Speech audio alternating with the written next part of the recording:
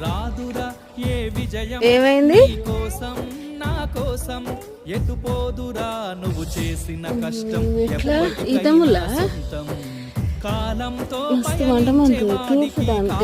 అద్దోరా class సాధనతోనే సాధ్యమవునని సదాశయంతో సాగర ముందుకు రాదురా ఏ విజయం నీ కోసం ఫస్ట్ దూడ్స్ ఎటుపోదురా నువ్వు చేసిన చూసిరా ఎట్లా నేను పని చేస్తుంటే